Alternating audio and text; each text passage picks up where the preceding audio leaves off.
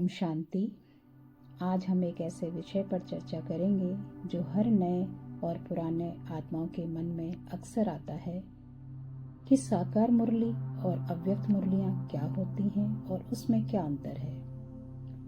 इस अंतर को समझना इसलिए आवश्यक है क्योंकि दोनों ही मुरलियां परमात्मा महावाक्य हैं जो कि आत्मा की उन्नति का मार्ग दिखाती हैं, लेकिन दृष्टिकोण थोड़ा अलग होता है। तो अब समझते हैं साकार मुरली।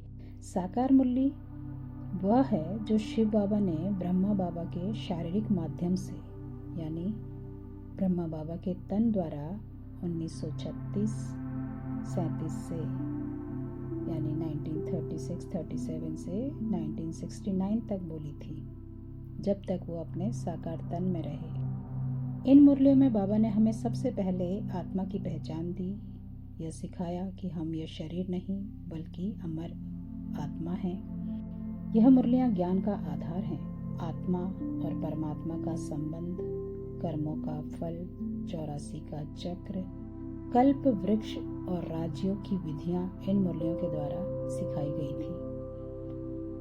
उस समय बाबा एक व्यावहारिक शिक्षक की तरह थे, सीधा मार्गदर्शन देते थे, प्रश्नों का उत्तर देते थे और आत्माओं को परिवर्तन के मार्ग पर चलना सिखाते थे।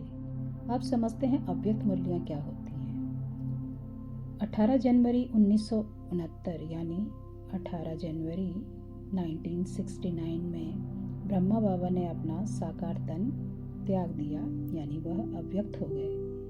जब ब्रह्मा बाबा ने अपना स्थूल और शरीर त्याग दिया, तब से अव्यक्त मुरलियां शुरू हुई हैं।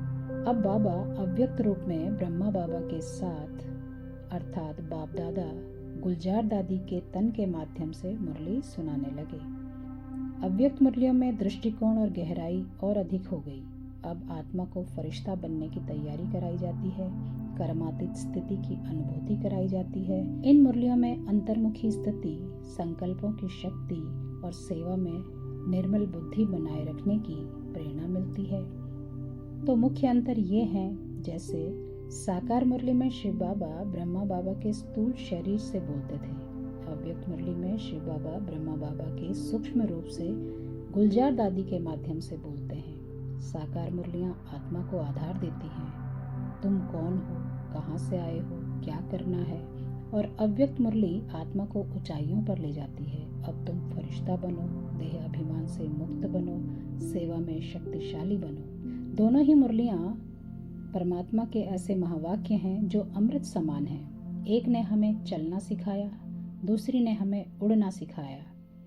दोनों ही मुरलियां बाबा के वरदान हैं।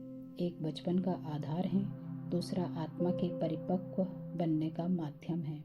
इन मुरलियों को जीवन में उतारना ही सच्ची रूहानी उन्नति है। ओम शांति।